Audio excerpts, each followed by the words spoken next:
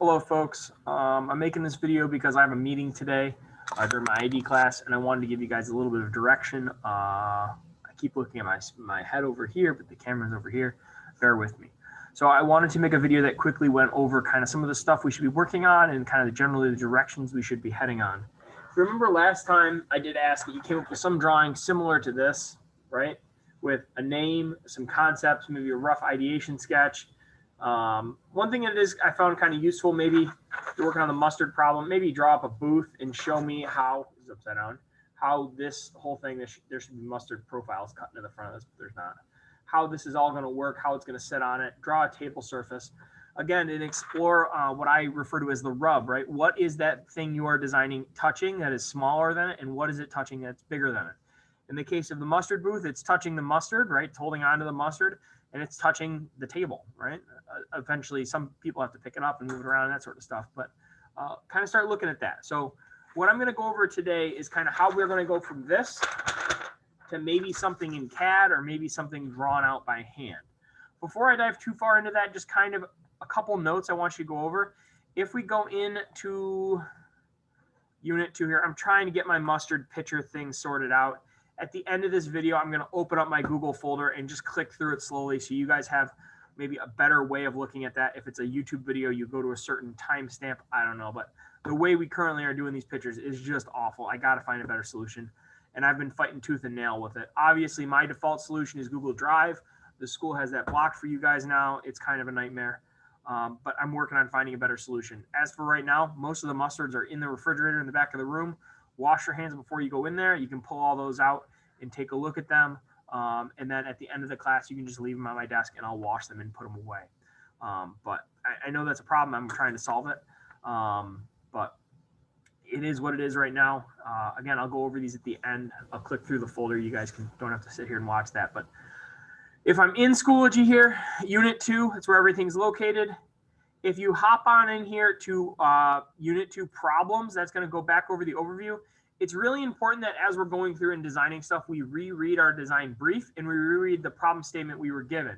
So here's the problem statement we were given. You can see today I updated it with a picture of the actual booth you're working with. Okay. I didn't know it was going to link to this. I was hoping it was just going to link to this image. I can probably fix that before you guys get it. But this is the booth we're working with. Obviously not a picture I took, something that exists. So a couple things to note. We've got this table surface in here. Obviously, the table is not free, is a freestanding table. It comes in and out. You've got these flat surfaces up here. If you're looking to maybe move your big old mustard chunk up there and set it in place, you can do that. But this is generally the booth we're looking at. This is what you got to work with, okay? So just understand that. If I go back in here, obviously the mustards, I was trying to get all those images to populate in here. But go through and physically look at the mustards that I've given you in Schoology, or physically look at them, hands-on in class. Look at those things and design for those. We're not dealing with 17 things of French's mustard, right? They're all different shaped bottles. And if we reread Malik's comments on this, he wants you to design a solution that customers will never encounter 6 of the same mustards. So you have to have some design solution for that. It doesn't have to be, nuclear missile, 2 keys and all that sort of stuff, super complicated, right? Design a solution that encourages people to make sure the table has 6 different mustards before they seat someone down at that. Or you have a visual representation that, hey, one of these is missing, or one of these, is a duplicate. Okay. So look at these statements. Look at them for both, right? If you're doing the s'more problem, go down here and reread this whole statement and think about that. Okay. But look through these problem statements before you guys move on too far, so you know you're not missing anything. Okay. That being said, read that. Your constraints again, 3/4 inch plywood, PVC pipe. My goal is next week, you got to hand me a drawing where we can go make some stuff, okay? We got to move the ball down the court. We got to make some stuff in order to realize all of your design failings. Generally, I have not seen too many solutions for either problems that I thought were like really ready to rock and roll. But it's the beginning of the year. You guys got to do some learning. And we got to make stuff that doesn't work in order to understand you got to design stuff that does work, if that makes any sense to you. Okay, that being said, what else do I have to go over here?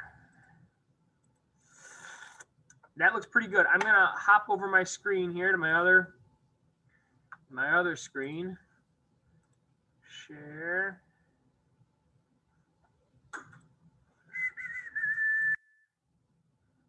Okay.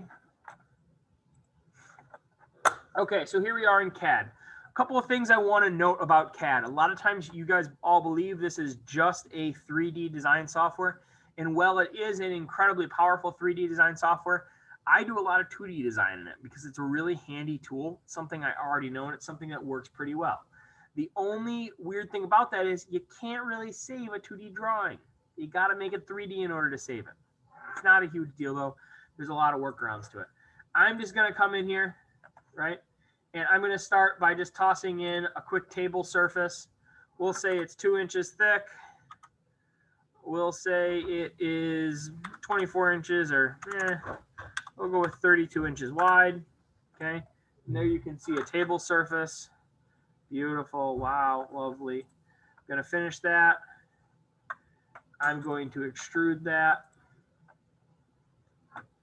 And again, none of this is hypercritical. I'm going to dive into the actual 3D design as soon as I get this in a reasonable fashion. 1 inch. I don't want to do 1 inch. I want to do 24 inches. There we go. I don't know what's wrong with me. We'll go 48. Okay. So now we've got a table cooking in there. And let me show you the 3D design aspect of stuff. So I'm going to flip around to this back side here. It was the Elkins. That's what was making those sneaky noises. Okay. I'm flipped around the back side. And I'm going to give myself a rectangle to represent this cave concept I've got here. Okay. Give myself a rectangle. Make it 6 inches tall.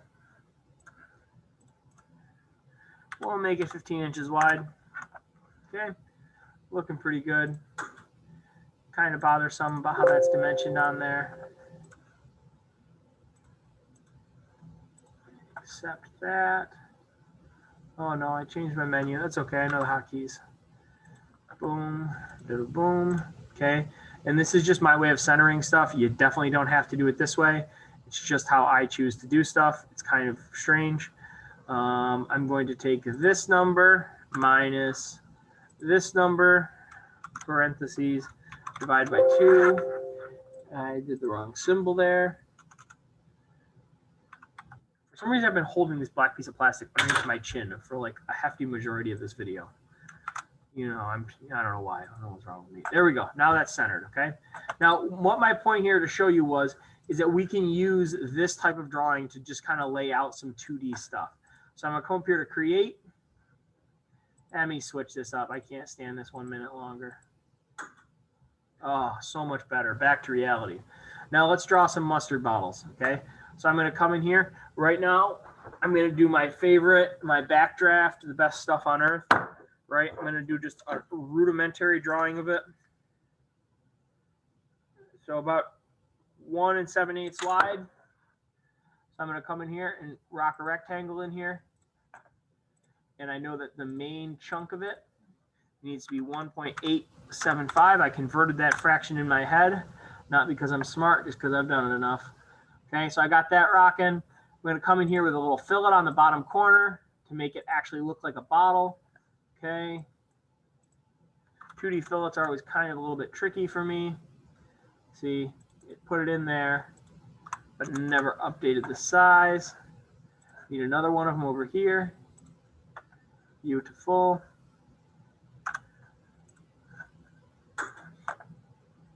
And I'm going to come off the center. I'm going to draw the top part of this bottle. I did it with 2 rectangles like that, so it automatically centers on the part. The neck of this bottle is about 1 inch, so I'm going to do 0.5.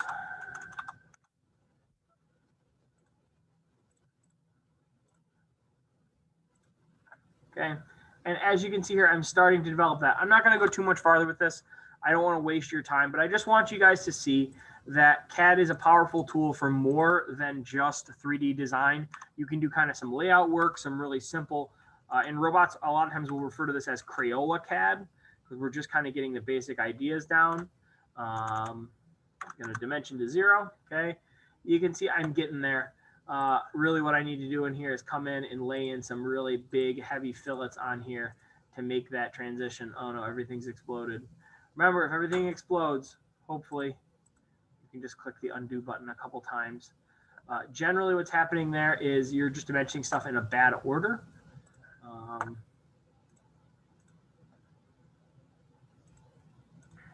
In this case, it's those two fillets crashing into each other and saying, yo, you mathematically cannot have both of those. So a problem, I need to turn down the fillet size basically, or I need to do this in more of a gradual way with a spleen or a mirror tool or something like that, okay?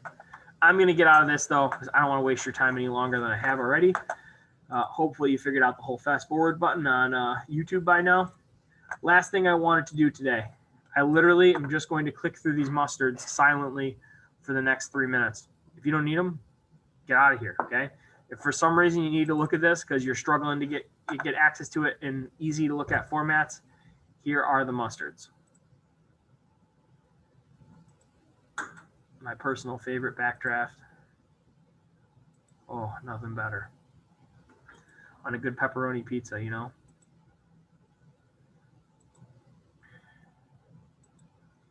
Good Inkelhofer's Stone Ground. More of a bratwurst type mustard.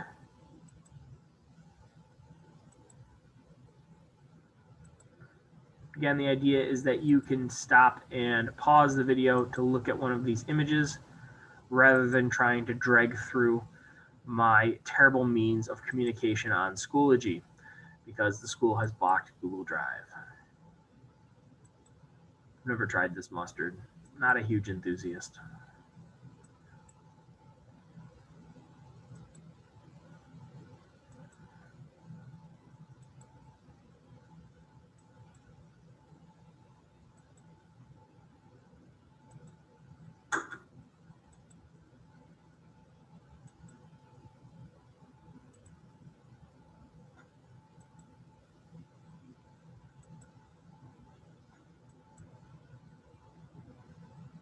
A lot of real estate on that to get something underneath there if you want to just hold it by that top edge.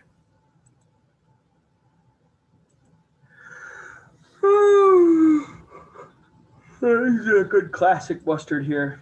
Can't go wrong.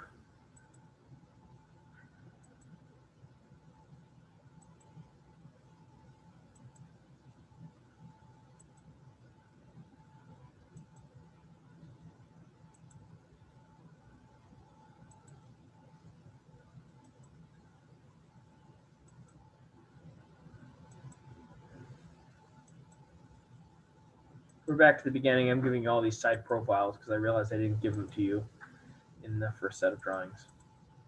That is it, folks. Have a wonderful day. Get some work done. I can't believe you made it to the end of this video.